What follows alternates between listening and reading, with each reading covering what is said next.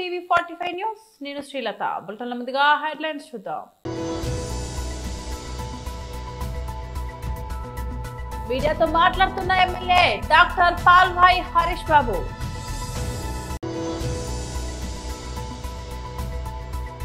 తెలంగాణ భవన్ లో బీఆర్ఎస్ నాయకుల press meet.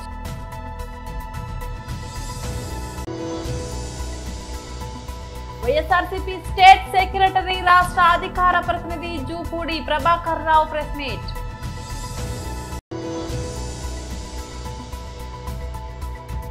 Deputy CM Pawan Kalyan కు మంత్రి నాదెండ్ల బర్త్డే విషెస్.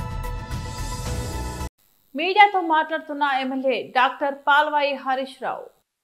ముఖ్యమంత్రి గారు అందుబాటులో లేరని మళ్ళీ వాళ్ళకి పోస్ట్ పోన్ చేసినారు. ఇప్పటి వరకు కూడా సమస్య పరిష్కారం కాలే. దీంతో ఏమైంది, పూర్తిగా కార్పొరేట్ వైద్యానికి ప్రజలు బిలో పావర్టీ లైన్ ప్రజలు దూరమయ్యే పరిస్థితి. ఎందుకనంటే ఇవాళ తెలంగాణ రాష్ట్రంలో ఒక అంచనా ప్రకారం పేషెంట్స్ రోగులు 80% మంది రోగులు తెలంగాణ రాష్ట్రంలో ప్రైవేటు ఆసుపత్రులను ఆశ్రయిస్తున్నారు.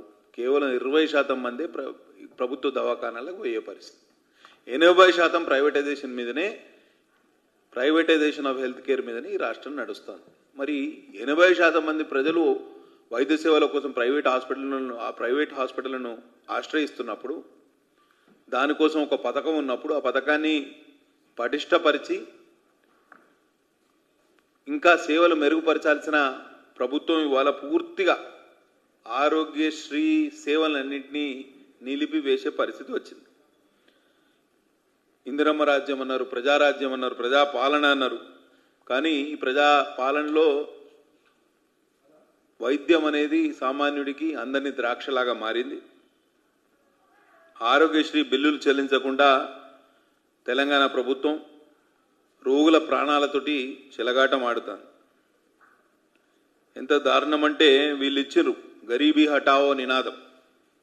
ఇవాళ ఏమైంది, గరీబోంకో హటావో టైప్లా ఒక కొత్త నినాదం తెలంగాణ రాష్ట్రంలో మొదలైందా అనే డౌట్ మాకు. ఎందుకంటే పేద ప్రజలు వాళ్ళ ఆరోగ్యశ్రీ మీద ఆధారపడి కార్పొరేట్ వైద్యానికి వైద్యం చేయించుకోవడానికి పోతే ఎక్కడ వాళ్ళని చేర్చుకునే పరిస్థితి కూడా లేదు.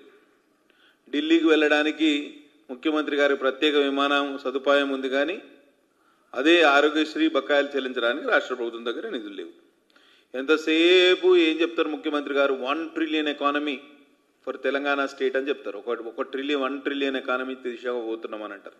మరి ఆరోగ్య తెలంగాణ అందులో భాగమా కాదా అని నేను ప్రశ్నించదలుచుకున్నాను. ఒకవేళ ఆరోగ్యమే మహాభాగ్యం అన్నారు కదా, మరి ఈ ఆరోగ్యం మీద పెట్టుబడి పెట్టని ఈ 1 ట్రిలియన్ ఎకానమీ సాధ్యమా కాదా అనేది ముఖ్యమంత్రి గారు చెప్పాల్సిన అవసరం ఉన్నది. ఇవాళ ఎంత దారుణం అంటే, మేము 6 గ్యారంటీల్లో మొదలు వాళ్ళు చెప్పింది ఏంది, వైద్యం విషయంలో ఆరోగ్యశ్రీ అనేది వైఎస్ రాజశేఖర రెడ్డి గారి మానసపుత్రిక.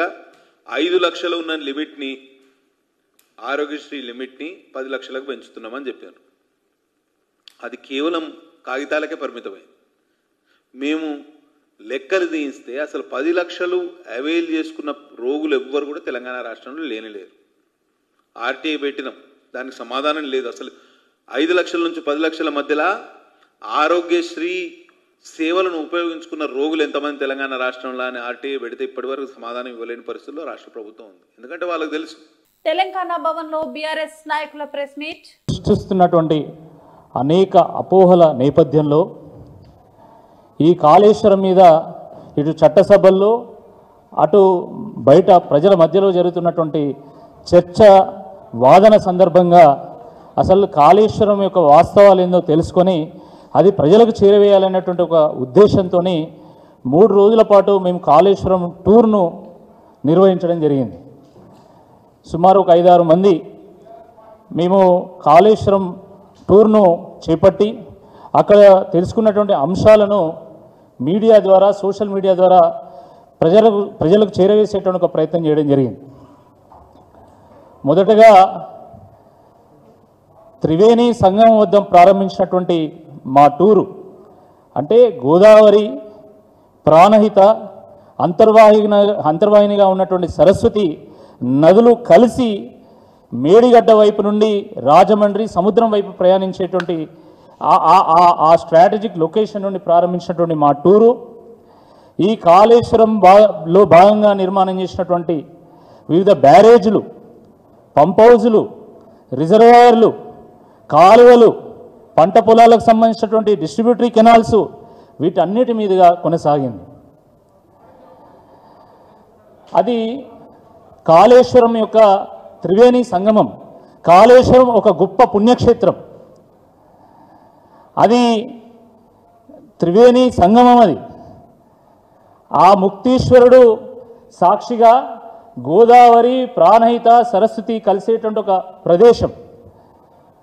ఆ గోదావరిని ప్రాణహిత కలిసేటువంటి ఆ పాయింట్లో సుమారుగా 281 టీఎంసీల నీటి లభ్యత ఉంటుంది కాబట్టి, అక్కడే నీరు ఎక్కువగా లభిస్తుంది కాబట్టి ఆ పాయింట్ని ఎంచుకొని కాళేశ్వరం యొక్క ప్రాజెక్ట్ని రూపకల్పన చేయడం జరిగింది.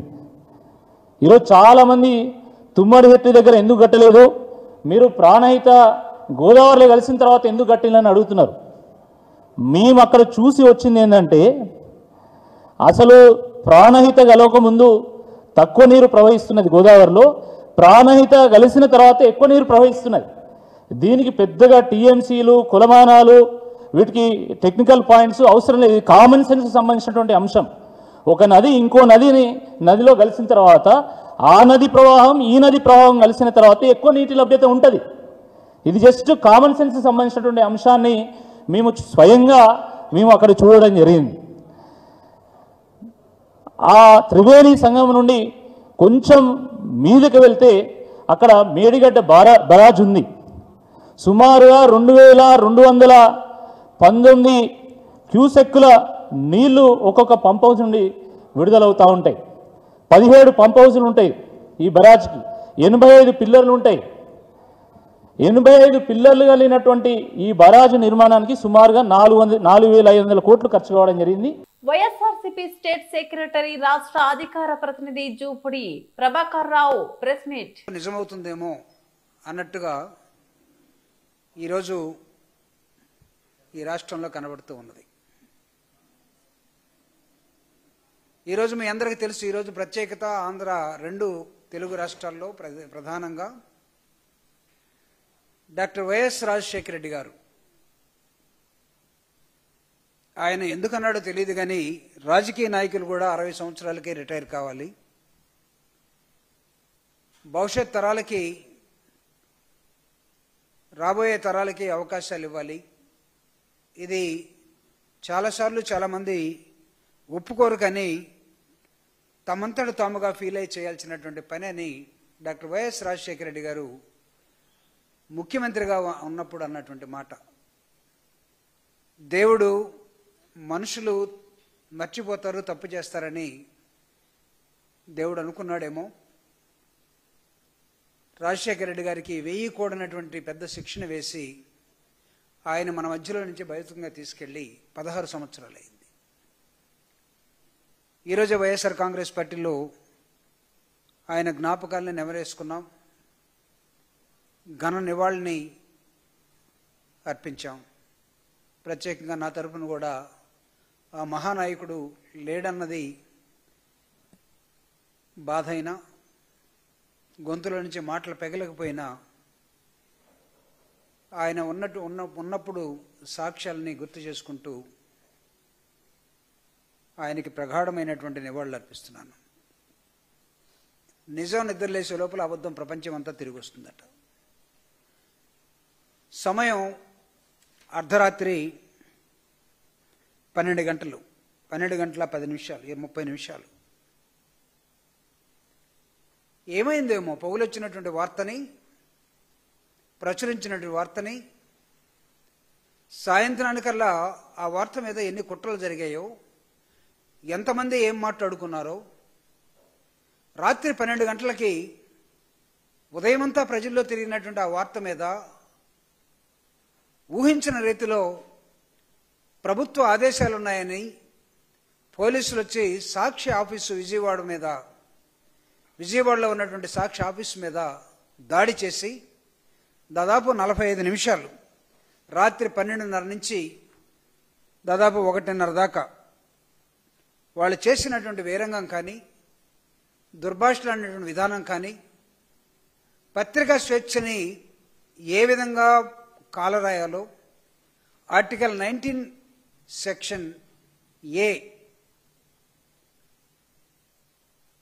1A కింద ఉన్నటువంటి ఫెసిలిటీ ఏదైతే ఉందో రాజ్యాంగంలో దాన్ని కూడా లెక్క చేయకుండా జనసేన అధినేత ఆంధ్రప్రదేశ్ ఉప ముఖ్యమంత్రి పవన్ కళ్యాణ్ జన్మదినం సందర్భంగా రాష్ట్ర పౌర సరఫరాల శాఖ మంత్రి జనసేన అగ్రనేత నాదెండ్ల మనోహర్ ఆయనకు హృదయపూర్వక శుభాకాంక్షలు తెలియజేశారు. ఈ మేరకు మంగళవారం నాడు ఎక్స్ వేదికగా ఓ ప్రత్యేక పోస్టు చేశారు. పవన్ కళ్యాణ్ నాయకత్వ లక్షణాలను సమాజం పట్ల ఆయనకున్న బాధ్యతను నాదెండ్ల మనోహర్ తన సందేశంలో కొనియాడారు. పవన్ కళ్యాణ్ ను ప్రజల పట్ల అమితమైన ప్రేమ, సమాజంపై అచంచలమైన బాధ్యత కలిగిన నాయకుడిగా నాదెండ్ల అభివర్ణించారు. రాష్ట్ర అభివృద్ధి కోసం కొత్త తరం యువత ఆకాంక్షలను నెరవేర్చి వారికి ఉజ్వల భవిష్యత్తును అందించాలనే తపనతో ఆయన నిరంతరం పనిచేస్తారని ప్రశంసించారు. అటువంటి గొప్ప నాయకుడికి మనస్ఫూర్తిగా జన్మదిన శుభాకాంక్షలు తెలుపుతున్నట్లు పేర్కొన్నారు. సమాజానికి మరింత సేవ చేసే శక్తిని, సంపూర్ణ ఆయురారోగ్యాలను పవన్ కళ్యాణ్ కు ప్రసాదించాలని భగవంతుణ్ణి ప్రార్థిస్తున్నట్లు నాదెండ్ల మనోహర్ తన ట్వీట్ లో పేర్కొన్నారు. జాతీయ న్యాయ సేవాధికార సంస్థ హైదరాబాద్ వారి ఆదేశాల మేరకు తేదీ 13/9/2025 రోజున మహబూబ్ నగర్ జిల్లాలోని అన్ని కోర్టుల్లో జాతీయ లోక్ అదాలత్ నిర్వహించడం జరుగుతుంది. కోర్టులందు పెండింగ్ లో ఉన్న కేసులు కానీ, ఇది వరకు కోర్టు ముందుకు రాని కేసులు కానీ పరిష్కరించుకునే, రాజీ చేసుకునే వేదిక ఈ లోక్ అదాలత్. లోక్ అదాలత్ కేసు దాఖలు చేసినప్పుడు కోర్టు రుసుము చెల్లించాల్సిన అవసరం లేదు. న్యాయస్థానంలో పెండింగ్ లో ఉన్న సివిల్ కేసు లోక్ అదాలత్ కి పంపబడి ఆ తర్వాత పరిష్కరించబడినట్లయితే వాస్తవానికి కోర్టులో చెల్లించిన కోర్టు రుసుము కూడా పార్టీలకు తిరిగి చెల్లించబడుతుంది. లోక్ అదాలత్ ద్వారా ఇరు వర్గాలు తక్షణమే పరిష్కారం పొందవచ్చు మరియు ఇరు వర్గాలు గెలిచినట్టే. ఈ లోక్ అదాలత్ ద్వారా సమయం మరియు డబ్బు వృధా కాకుండా ఉంటుంది మరియు లోక్ అదాలత్ తీర్పుతో ఇరు పక్షాల మధ్య మంచి సంబంధాలు ఏర్పడతాయి. ఈ జాతీయ లోక్ అదాలత్ లో రాజీ పడదగ్గ క్రిమినల్ కేసులు, సివిల్ కేసులు, కుటుంబ తగాదా కేసులు, డబ్బు రికవరీకి సంబంధించిన కేసులు, మోటార్ వెహికల్ యాక్సిడెంట్ కేసులు, చిట్ ఫండ్ కేసులు, ఎలక్ట్రిసిటీ కేసులు మరియు ప్రీ లిటిగేషన్ కేసులు, ఈ పెట్టి కేసులు, డ్రంక్ అండ్ డ్రైవ్ కేసులను, చెక్ బౌన్స్ కేసులను, బ్యాంక్ కేసులను మరియు బిఎస్ఎన్ఎల్ ప్రీ లిటిగేషన్ కేసులు మరియు స్పెషల్ ఎన్ఐ యాక్ట్ కేసులు, ఇతర రాజీకి వీలున్న కేసులు సులభతరంగా పరిష్కరించుకోవచ్చు. ఇందుకోసం మహబూబ్ నగర్ జిల్లా వ్యాప్తంగా బెంచీలను ఏర్పాటు చేయడం జరిగిందని అన్నారు. లోక్ అదాలత్లో రాజీకి అనుమతించబడినటువంటి క్రిమినల్ కేసులు, సివిల్ కేసులు, కుటుంబ తగాదాల కేసులు మరియు మనీ రికవరీ కేసులు, మోటార్ వెహికల్ యాక్సిడెంట్ కాంపన్సేషన్ కేసులు, చిట్ ఫండ్ కేసులు, ఎలక్ట్రిసిటీ కేసులు మరియు ప్రీ లిటిగేషన్ కేసులను, ఈ పెట్టి కేసులను, డ్రంక్ అండ్ డ్రైవ్ కేసులను, చెక్ బౌన్స్ కేసులు, బ్యాంక్ రికవరీ కేసులు అండ్ బిఎస్ఎన్ఎల్ ప్రీ లిటిగేషన్ కేసులను మరియు స్పెషల్ నెగోషియబుల్ ఇన్స్ట్రుమెంట్ యాక్ట్ అంటే చెక్ బౌన్స్ కేసులు, ఇతర రాజీకి వీలున్న కేసులు అన్నీ కూడా సులభంగా పరిష్కరించుకోవచ్చు. ఇందుకోసం మన మహబూబ్నగర్ జిల్లాలో మొత్తం 8 బెంచ్లు విలేకరుల సమావేశంలో పాల్గొన్న టీపీసీసీ రాష్ట్ర ప్రధాన కార్యదర్శి ఏపీ మిథున్ రెడ్డి గారు ఈరోజు మనం మాట్లాడుతున్న విషయం రాష్ట్ర ప్రజల భవిష్యత్తుతో ముడిపడి ఉంది. కాళేశ్వరం ప్రాజెక్టు పేరు మీద గత ప్రభుత్వం కాలంలో జరిగిన అవినీతి, అక్రమాలు, నిర్లక్ష్యం అన్ని బయటకు వచ్చాయి. జస్టిస్ పిసి ఘోష్ గారి కమిషన్ 650 పేజీల నివేదికను సమర్పించారు. ఈ నివేదికలో చాలా స్పష్టంగా అప్పటి ముఖ్యమంత్రి కేసీఆర్ గారు, అప్పటి మంత్రులు, ఉన్నతాధికారులు బాధ్యత వహించాల్సి ఉన్నారని పేర్కొంది. ప్రాజెక్టు నిర్మాణంలో నాణ్యత లోపాలు, ఖర్చుల పెంపు, ఆర్థిక దోపిడీ అన్ని నిరూపితమయ్యాయి. మేడిగడ్డ బ్యారేజ్ కూలిపోవడం ఈ అవినీతి, నిర్లక్ష్యానికి ప్రత్యక్ష సాక్ష్యం. కాంగ్రెస్ పార్టీ తరపున మేము స్పష్టం చేయదలుచుకున్నది, ప్రజల డబ్బుతో చేసిన ఈ మోసాన్ని మేము వదిలిపెట్టాం. సిట్ లేదా సిఐడి ద్వారా కాకుండా పూర్తి నిష్పాక్షికత కోసం ఈ కేసును సిబిఐ విచారణకు అప్పగించాలని మా ప్రభుత్వం ప్రజల పక్షాన నిర్ణయించాం. ఇది రాజకీయ ప్రతీకారం కాదు, ఇది రాష్ట్ర ప్రజలకు న్యాయం చేయడానికి, నిజం బయట పెట్టడానికి తీసుకున్న ధైర్య నిర్ణయం. ప్రజల నిధులు దోచుకున్న వారెవరో, ఎవరికి లాభం చేకూరిందో, ప్రతి పైసా ఎక్కడికి వెళ్ళిందో బయటపడుతుంది అని చెప్పి ప్రజలను, రైతులను ఒక దిగ్భ్రాంతికి గురి చేస్తుంది ఈ బీఆర్ఎస్ పార్టీ. మన రాష్ట్రానికి ఈ ఖరీ పండగ సంబంధించి 9.8 అంటే 9.8 లక్షల మెట్రిక్ టన్నుల రిక్వైర్మెంట్ మన రాష్ట్రానికి ఉన్నది. కానీ కేంద్ర ప్రభుత్వం నుంచి మనకు కేవలము 4.2 లక్షల మెట్రిక్ టన్నులు రావడం జరిగింది. దీనికి కారణాలు ఏంటంటే సప్లై చేస్తున్న ఫ్యాక్టరీస్ కానీ, మన లోకల్లో ఉన్న రామగుండం లాంటి ఫ్యాక్టరీస్ కానీ, ఇవన్నీ కానీ వారి మిషనరీ మంచిగా లేకపోవడం వల్ల, వాళ్ళ సప్లై చైన్ మంచిగా రావడం లేకపోవడం వల్ల, రైల్వేస్లో వాళ్లకు కేటాయింపులు జరగడం వల్ల, ఇది కేవలం కేంద్ర ప్రభుత్వ వైఫల్యం వల్ల మనకు అంత సరఫరా జరగట్లేదు. అయినప్పటికీ మన ఒక రాష్ట్ర ముఖ్యమంత్రి వర్యులు రేవంత్ రెడ్డి గారు ఎన్ని విధాలు మనాలి, పదవులన్నీ మీ ఇంటికి పెట్టుకున్నందుకు బగ్గు మనాలి, అమరవీరులకు అన్యాయం చేసినందుకు బగ్గు మనాలి, లక్షల కోట్ల అవినీతి చేసినందుకు బగ్గు మనాలి. మీ ఇంటి పంచాయతీని ప్రజలకు మధ్యలో రుద్ది బగ్గుమంటదా తెలంగాణ? బగ్గు మనాలింది మీ మీద. ఈరోజు కూడా రేవంత్ రెడ్డి గారు చేసే సంక్షేమ పథకాలు, సన్న బియ్యం కానీ, ఇంద్రమ్మ ఇల్లు కానీ, 42% బీసీ రిజర్వేషన్ కానీ, లేకపోతే రాహుల్ గాంధీ గారు మాట్లాడుతున్న ఓట్ చోరీ గురించి కానీ మాట్లాడకుండా ప్రజల మధ్యలో ఇలాంటి ఒక కన్ఫ్యూజన్ ఏర్పాటు చేయాలి. చేసిందల్లా వాళ్ళే, చేసిందంతా అదే కుటుంబం, అవినీతి చేసింది వాళ్ళే, 10 సంవత్సరాలు నడిపింది వాళ్ళే, ద్రోహాలు చేసింది వాళ్ళే, కేసులు పెట్టింది వాళ్ళే, సమాజాన్ని మోసం చేసింది వాళ్ళే. కానీ జరిగే మంచి పనులు మాత్రం మళ్ళీ మాట్లాడుకోవద్దు. అసెంబ్లీలో జరిగే తీర్మానాలు కానీ గవర్నమెంట్కి ఇవ్వడం జరుగుతుంది. ఖరీఫ్ సీజన్ ఈసారి మొదలైనప్పుడు ఇలా అంతకుముందు ఖరీఫ్ సీజన్ స్టార్ట్ కాకముందే గవర్నమెంట్ దీన్ని ఆలోచన చేసి 7 లక్షల మెట్రిక్ టన్ యూరియాని ఇక్కడ తెప్పించి పెట్టడం జరిగింది. ఈసారి అత్యధికంగా తెలంగాణలో ఎప్పుడు కూడా ఏని విధంగా ఈసారి పంటలు వేయడం జరిగింది. అందుకే యూరియా కొరత కొంచెం రావడం జరిగింది. అది కేవలం అంటే ఇది రాష్ట్ర ప్రభుత్వం కొరతగా చూపిస్తున్నారు. ఇది రాష్ట్ర ప్రభుత్వం కొరత కాదు, కేంద్రమే కావాల్సుకొని ఏదైతే నిష్పత్తిలో మాకు ఇలా యూరియా సప్లై చేయాలనో ఆ యూరియా సప్లై చేయకుండా దీన్ని కూడా రైతులతోటి ప్రభుత్వాన్ని బద్నాం చేసే విధంగా ఇలా రైతులతోటి కూడా రాజకీయం చేసే విధంగా ఇలా బీజేపీ ప్రభుత్వం ఇలా వ్యవహరిస్తుంది. వాస్తవంగా మీకు అందరికీ తెలుసు, సెంట్రల్ గవర్నమెంట్ నుంచి వచ్చే యూరియా అంతా కూడా మార్కెట్ గోదాంలోకి వెళ్తుంది. ఆ మార్కెట్ గోదాం నుంచి పిఏసీలకు, రైతు సంఘాలకు, అక్కడ నుంచి ఏవైతే మార్కెట్లో ఉన్న షాప్స్ రీటైల్ డీలర్స్కి ఇవ్వడం జరుగుతుంది 60-40 రేషియోలో. అవన్నీ కూడా సక్రమంగా జరుగుతున్నా కూడా ఇవాళ యూరియా కొరత ఉందని చెప్పి అంటే ఒక ఆర్టిఫిషియల్ స్కేర్సిటీ క్రియేట్ చేసి ఇవాళ బీజేపీ ప్రభుత్వం, కాంగ్రెస్ పార్టీ ఏది పని చేస్తలేదు రైతుల గురించి అని చెప్పడం జరుగుతుంది. కానీ నిరంతరం రైతుల కోసం కాంగ్రెస్ ప్రభుత్వం నిరంతరం రైతుల కోసం పోరాడుతుంది. యూరియా కొరత లేదు, ఇది ఆర్టిఫిషియల్ స్కేర్సిటీ. ఇవాళ ప్రతి ఒక్క దగ్గర కూడా యూరియా రావడం జరిగింది, ప్రతి ఒక్క షాపులలో కూడా యూరియా ఇవాళ సప్లై చేయడం జరుగుతుంది.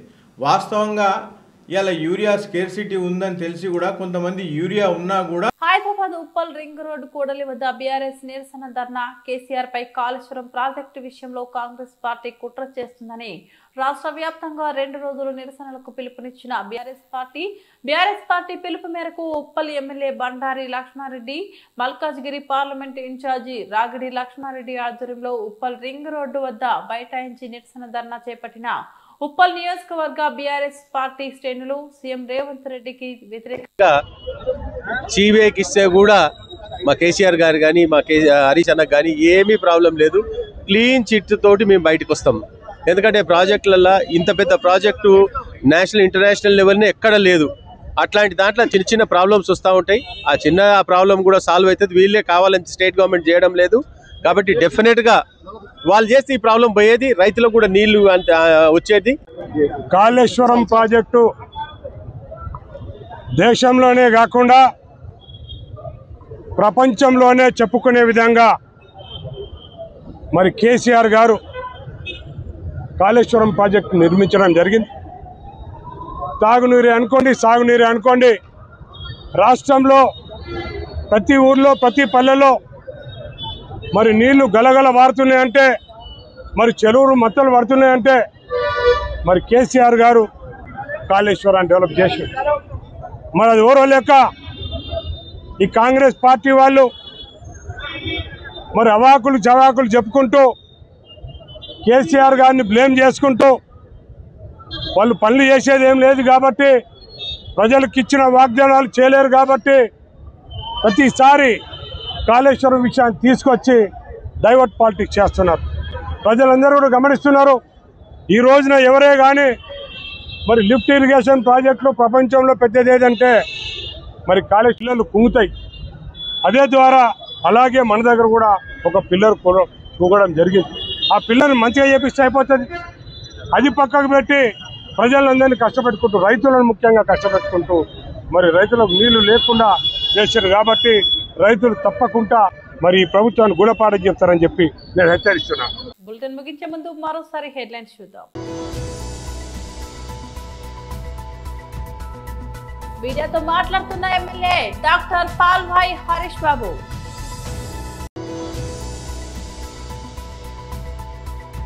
తెలంగాణ భవన్ లో బీఆర్ఎస్ నాయకుల press meet.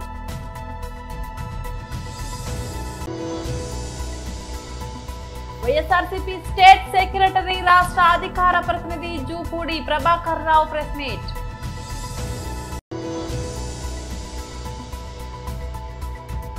Deputy CM Pawan Kalyan కు మంత్రి నాదెండ్ల బర్త్డే విషెస్.